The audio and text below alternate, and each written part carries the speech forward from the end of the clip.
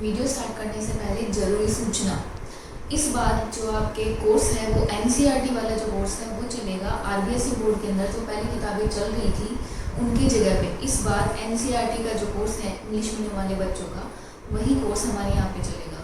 तो उसकी जो किताबें हैं ऑनलाइन वो मैंने ग्रुप पे प्रोवाइड करवा दी है और उसके अनुसार ही मैं आज से अलग अलग क्लास की और अलग अलग एक्सरसाइज स्टार्ट करने जा रही हूँ। तो इसी क्रम में आज जो एक्सरसाइज है वो मैंने ली है 8th क्लास की, वर्ग तथा वर्गमूल। तो लीजिए स्टार्ट करते हैं। इस टॉपिक के बारे में पढ़ने से पहले सबसे पहले आपको ये जो संख्याएं हैं इनको आपको गौर से देखना चाहिए। तो मैं लिख रही हूँ 1 2 3 4 5 6 7 8 9 और 10। ये 10 संख्याएं मैंने लिखी, ठीक है। अब इसमें से जो संख्या 1 है, एक संख्या है 4, एक संख्या है 9, ये 3 संख्याएं हैं। इन तीनों संख्याओं में और जो बाकी की जो संख्याएं हैं उनमें क्या आपको इनमें कोई अंतर दिखाई देता है? ऐसी कौन सी खास बात है कि ये संख्याएं इन बाकी संख्याओं से अलग है? सोचिए, ये संख्याएं इन संख्याओं से अलग क्यों हैं? तो लीजिए हम इसका जवाब देखते हैं। ये जो संख्या है 1, इसे हम लिख सकते हैं 1 गुणा 1। इसी तरह से ये जो संख्या है 4, इसे हम लिख सकते हैं, ये संख्या 2 को 2 से गुणा करने पर प्राप्त होती है। मतलब 4 को हम लिख सकते हैं 2 की घात 2। घातें जो कि गुणा में जुड़ती है, तो उस हिसाब से 4 को हम लिख सकते हैं 2 की घात 2। 4 एक ऐसी संख्या है जो 2 को 2 से गुणा करने पर प्राप्त होती है। और इसी तरह हम देखें तो जो 9 एक ऐसी संख्या है जो 3 को 3 से गुणा करने पर प्राप्त होती है। तो इसे भी हम लिख सकते हैं 3 की घात 2। तो आप देख सकते हैं कि 1 से लेकर के 10 तक की जो संख्याएं हैं उनमें ये 3 संख्याएं ऐसी हैं जो किसी दूसरी संख्या के उसी से गुणा करने पर प्राप्त होती है। तो ये इनकी खास बात है। तो ऐसी संख्याएं यहाँ हम देखते हैं, ऐसी संख्याएं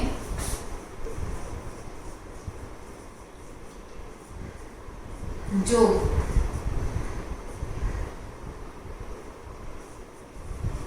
एक समान संख्याओं के गुणनफल के रूप में लिखी जा सकती हो,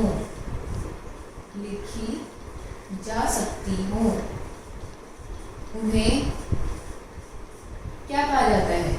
उन्हें हम कहते हैं पूर्ण वर्ग संख्याएं। तो उन्हें पूर्ण वर्ग संख्याएं कहते हैं। तो ये इसकी परिभाषा हो गई। परिभाषा से आप इसको अच्छे से समझ सकते हैं कि ऐसी संख्याएं जो एक समान संख्याओं के गुणनफल के रूप में लिखी जा सकती हो। इसका मतलब ये है कि एक संख्या जिसे उसी संख्या से गुणा करने पर अगर कोई संख्या प्राप्त होती है तो वो किस तरह की संख्या कहलाएगी? वो संख्या कहलाएगी पूर्ण वर्ग संख्या, जहाँ पे एक समान संख्याओं के गुणनफल के रूप में, जैसे 2 को 2 से गुणा किया तो हमारे पास में आया 4। इसी तरह से 3 को 3 से गुणा किया तो हमारे पास में आया कितना? 9। इसमें आप चाहें तो अर्थात लगा करके इसको थोड़ा और एक्सप्लेन कर सकते हैं। अर्थात एक संख्या को उसी संख्या से गुणा करने पर कौन सी संख्या प्राप्त होती है? पूर्ण वर्ग संख्या प्राप्त होती है। ठीक है, तो ये तो हुई इसकी परिभाषा। अब हम देखते हैं 1 से लेकर के और जो 20 तक की संख्याएं हैं उनका हम वर्ग संख्याएं देखते हैं।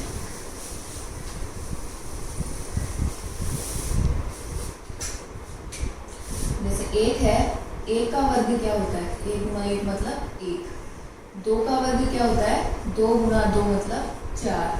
3 का वर्ग क्या होता है? 3 गुणा 3 मतलब 9। 4 का वर्ग क्या होता है? 4 इंटू 4 मतलब 16। 5 का वर्ग कितना होता है? 5 इंटू 5 मतलब 25। 6 का वर्ग कितना होता है? 6 इंटू 6 मतलब 36। 7 का वर्ग कितना होता है? 7 7 इंटू 7 मतलब 49। 8 का वर्ग कितना होता है? 8 इंटू 8 मतलब 64। 9 का वर्ग कितना होता है?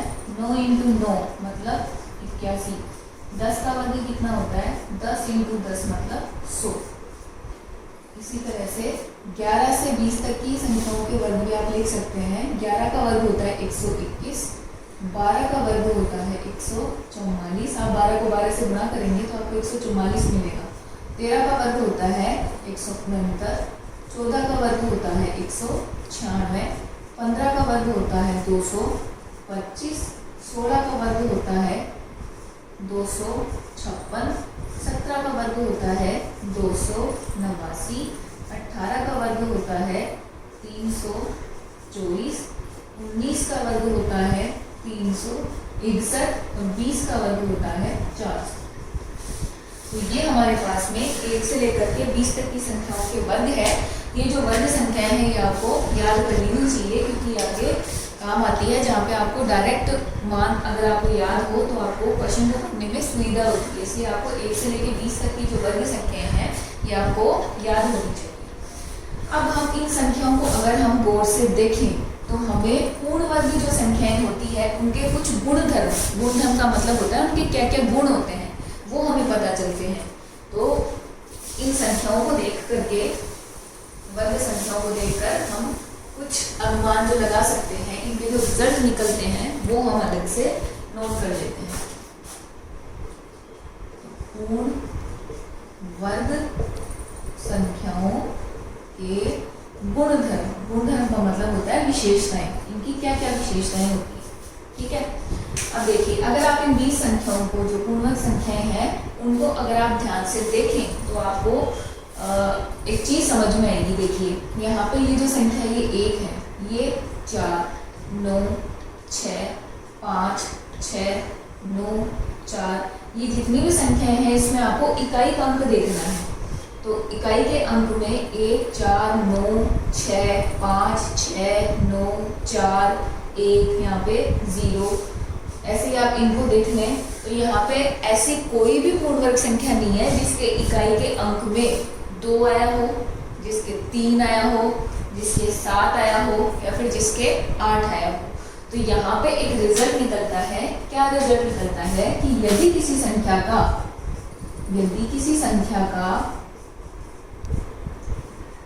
इकाई का अंक, यदि किसी संख्या का इकाई का अंक 2 हो, 3 हो, 7 हो व 8 हो तो ऐसी संख्या कभी भी पूर्ण वर्ग संख्या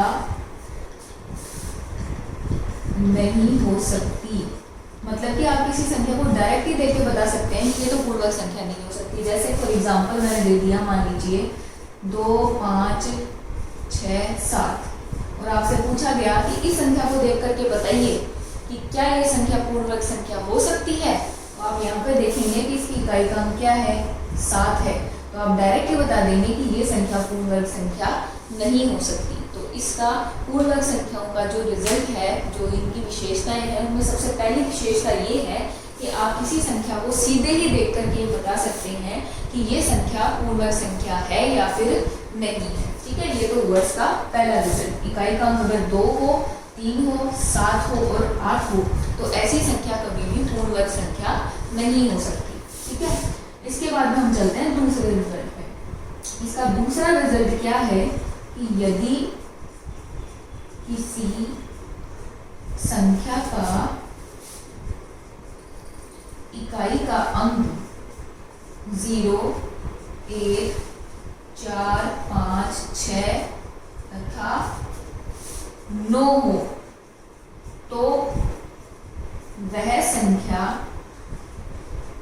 पूर्ण वर्ग संख्या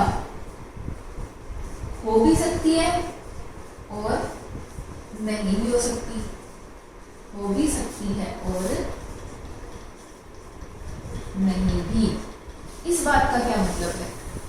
इस बात का मतलब ये है कि यदि कोई संख्या ऐसी दे रखी हो जिसमें इकाई का अंक 0, 1, 4, 5, 6 और 9 हो तो क्या हम उसको डायरेक्ट देखते ही ये कह सकते हैं कि ये पूर्ण संख्या है? नहीं, आप डायरेक्ट ये नहीं कह सकते हैं उसको देख करके कि ये पूर्ण वर्ग संख्या है। आप ये कह सकते हैं कि ये पूर्ण वर्ग संख्या हो भी सकती है और ये पूर्ण वर्ग संख्या नहीं भी हो सकती। जैसे मान लीजिए यहाँ पे जैसे मैंने लिखा कोई संख्या है 2, 5 और 9, एक ये संख्या है और एक संख्या जैसे है मान लीजिए 2, 5 और 6 ये है, ठीक है। अब देखिए इसमें इकाई का अंक क्या है? 9 है, इसमें इकाई का अंक क्या है? 6 है। तो हिसाब से क्या होना चाहिए? अब ये कह देना चाहिए कि दोनों पूर्ण वर्ग संख्या है, लेकिन वास्तव में ऐसा नहीं है।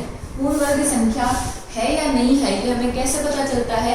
ये आपको पता करने के लिए संख्या का अभाज्य गुणनखंड करना होता है और अभाज्य गुणनखंड करने के बाद में यदि उसके जो गुणनखंड आए हैं उसमें अगर संख्याओं के दो जोड़े बन जाए, दो के जोड़े बन जाए, तब तो वो पूर्ण वर्ग संख्या है, नहीं तो वो पूर्ण वर्ग संख्या नहीं है।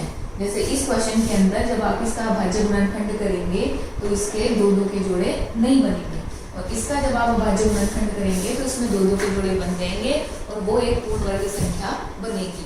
तो यहाँ से हमें क्या बात समझ में आ रही है कि अगर किसी संख्या का इकाई का अंक 2, 3, 7 और 8 है तो आप डायरेक्टली कह सकते हैं कि ये संख्या पूर्ण वर्ग संख्या नहीं है।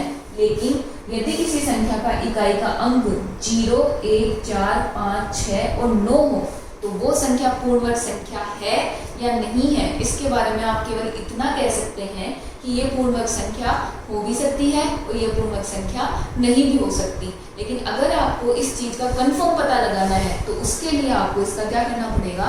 अभाज्य गुणनखंड करना पड़ेगा, आगे दो के जोड़े बनाने पड़ेंगे और उसके बाद में आपको उसका वर्गमूल निकालना पड़ेगा, जो हम आगे जैसे जैसे हमारे पास में आगे क्वेश्चंस आएंगे वैसे वैसे हम इसको सॉल्व करेंगे। अब ये जो मैटर आपको इतनी देर में मैंने पढ़ाया है इस पे बेस्ड मैं आपको कुछ क्वेश्चंस दे रही हूँ जो आप अपने होमवर्क के रूप में कर सकते हैं। लीजिए देखते हैं।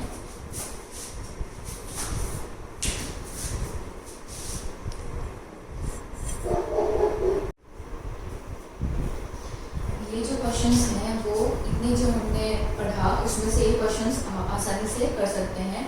इनमें क्वेश्चन नंबर 1 है, दी गई संख्याओं के बीच की पूर्ण वर्ग संख्याएं ज्ञात कीजिए। एक बात हम ध्यान देने की जरूरत है कि भी पूर्ण वर्ग संख्याएं और वर्ग संख्याएं दोनों एक ही बात है। जैसे मान लीजिए 2 का स्क्वायर हम करते हैं तो 4, तो आप यहाँ पे बोलेंगे कि 2 का जो वर्ग है वो कितना होगा?